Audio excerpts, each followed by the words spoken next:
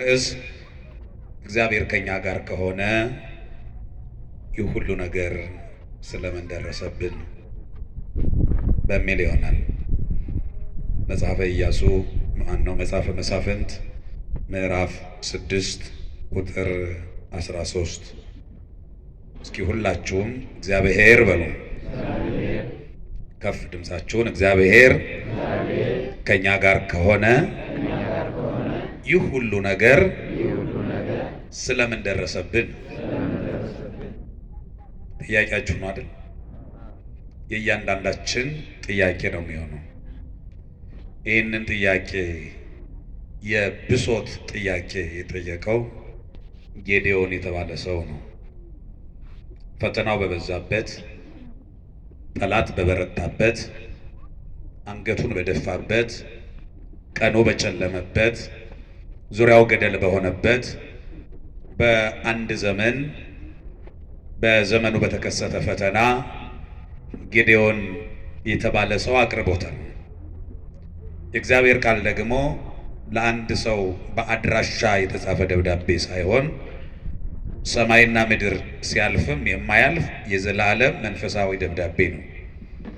ሰማይ አልፎም ምድር አልፎም የእግዚአብሔር የዘላለማዊው ንጉሥ ሕገ መንግሥት ስለሆነ የአንድ ንጉሥ መመሪያ፣ አዋጅ፣ የሱ ሕግ እሱ እስከነገሰበት ዘመን ድረስ እንደሚሰራ የእግዚአብሔር ደግሞ ንግስናው ለዘላለም ስለሆነ ሕጉም እስከ መቼ ይሰራል ማለት ነው? ለዘላለም ይሰራል ማለት ነው። ስለዚህ እግዚአብሔር ለንግስናው፣ እግዚአብሔር ለሚገዛበት ዘመን፣ እግዚአብሔር ለግዛቱ ዳርቻ፣ ለስልጣን ገደብ የሌለው የዘላለም ንጉሥ እንደመሆኑ በየዘመናቱ ለተነሳን ለኛ መጽናኛ፣ መማሪያ፣ መመከሪያ ሆኖ የእግዚአብሔር ቃል ያገለግለናል። ዛሬም በብዙ ጥያቄ ውስጥ ላለን ለኛ እንደ ግልም እንደ ቤተሰብም እንደ ሀገርም እንደ ማህበረሰብም እንደ ዓለምም ብዙ በዓለም ላይ እስካለን ድረስ ጥያቄዎች አሉን፣ ብሶቶች አሉን፣ የሚያስጨንቁን ጉዳዮች አሉ።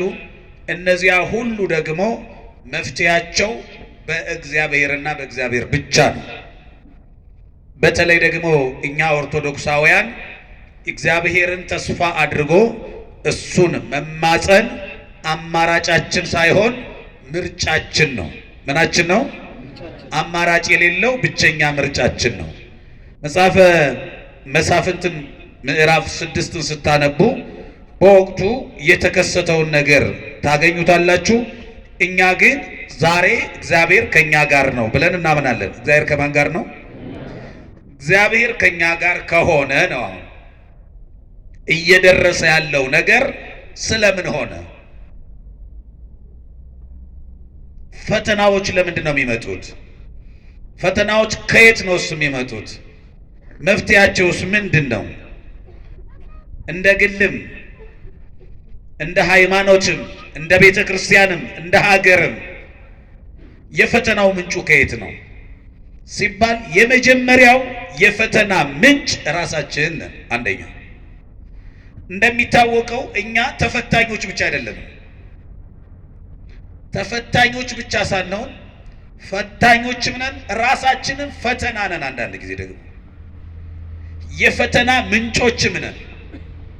የፈተና ምንጮችም ነን። ብዙ ፈተናዎች የሚመነጩት ከራሳችን ነው። ታውቃላችሁ፣ ብዙ ችግሮች የሚመነጩት እኛ መከራ የሚደርስብን አካላት ብቻ አይደለንም። ራሳችን ለሌሎች መከራ ይሆን፣ ራሳችን ለሌሎች ፈተና ይሆን፣ ራሳችንም ከራሳችን ከውስጣችን ፈተና የሚመነጭብን አካላት ነን። ያ ማለት ምን ማለት ነው? ከውስጣችን የሚመነጩ የሥጋ ፍላጎቶቻችን ፈተና ሆነው ይመነጫሉ። አንዳንዴ ይኸውላችሁ፣ ስግብግብነት ከየት ነው የሚመጣው? ከየት ነው የሚመጣው? ከጎረቤት የሚመጣብን ፈተና አይደለም። ይሄ ጉዳይ ከኛ የሚመነጭ ነው። ሐሜተኛነት ከኛ የሚመነጭ ነው። አልጠግብ ባይነት ከኛ የሚመነጭ ነው። ሐሜተኛነት፣ ሱሰኛነት፣ ስግብግብነት፣ በቃኝን አለማወቅ ከውስጣችን የሚመነጩብን የፈተና ምንጮች ነን። ሰው የሚመጣበት መከራ እንዲቀንስ እነዚህን ነገሮች መቀነስ አለበት። ሰው እየመጣበት ያለውን መከራ እግዚአብሔር በቃ እንዲለው እሱ ይሄንን ስግብግብነት ይሄንን የኃጢአት ስራ በቃኝ ማለት አለበት። እኛ አረ ጌታ ሆይ በቃችሁ በለን የምንለው ኃጢአት በቃኝ ሳንል ነው። እግዚአብሔር ግን በቃችሁ እንዲለን እኛ ኃጢአትን ምን ማለት አለብን? በቃኝ። ደግሞ ከኃጢአት ያተረፍኩት ምንድን ነው? ከኃጢአት ያገኘሁት በረከት ምንድን ነው? ይኸውላችሁ በድለናል አልበደልንም? አሁን አቤት አቤት በድለናል። በደላችንን እግዚአብሔር አይቶ ያን ቀን አላጠፋንም፣ ያን ቀን አልቀጣንም። ኃጢአታችን ተስማምቶት አይደለም። ከኃጢአታችን ጋር ያለው ጉዳይ ለእግዚአብሔር ተመችቶት አይደለም። ታዲያ እያጠፋን እግዚአብሔር ለምን አላጠፋንም? ለምን ዝም አለ እግዚአብሔር? ለምን ታገሰ? አንዳንዶቻችን እንዲያውም ለእግዚአብሔር እንዴት መፍረድ እንዳለበት ሁሉ መረጃ ማቀበል ያምረናል። እንዴት ዝም አለ ይላል እግዚአብሔር። ይሄ ሁሉ ግፍ እየተሰራ ይሄ ሁሉ በደል እየደረሰ እንዴት እግዚአብሔር ዝም አለ እንላለን። ዝም በማለቱ ራሱ ይገርመናል። ከዚህ በላይ ድፍረት የለም። እግዚአብሔር መፍረድ ቢጀምር ለምን ዝም አለ ከሚለው ሰው ነው የሚጀምረው። ምክንያቱም እግዚአብሔር እንዴት መፍረድ እንዳለበት ለሱ አማካሪ መሆን እያማረን ነው። እንዴት መስራት እንዳለበት ሁላ ልንነግረው ያምረናል። አንዳንዴ እግዚአብሔር ዝምታው አለማወቅ አይደለም። ሎቱ ስብሐት።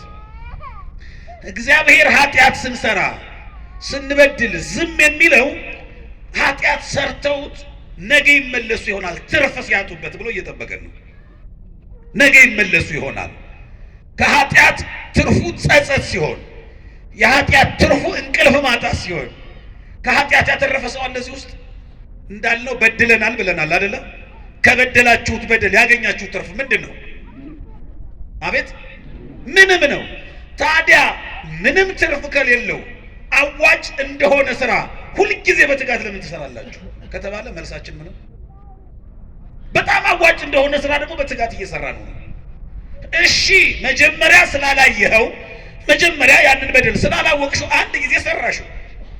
ትርፉ ሰላም ማጣት ከሆነ ለምን ደግመህ ትሰራዋለህ? እግዚአብሔር አሁን ጥያቄው ይሄ ነው። በቃኝ ያለውን እንዲያውም አንዳንድ ጊዜ ንስሐ የገባንበትን ሁላ። ለዚህ እኮ ነው ውሻ የተፋውን መልሶ እንደሚልስ ንስሐ የገባንበትን በቃኝ ብለን የተፋነውን ኃጢአት መልሰን እንልሳለን። ምን ጥቅም አግኝታችሁበት ነው ብንባል ምንም ጥቅም የለም። ምንም ጥቅም የለም።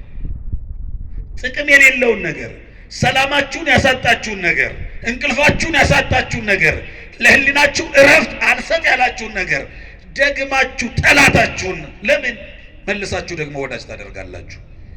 ስለዚህ የመጀመሪያው ጠላት፣ የመጀመሪያው ፈተና፣ የመጀመሪያው የመከራ ምንጭ፣ የመጀመሪያው የችግሩ ምንጭ እኛ ነን። የመጀመሪያው ማመን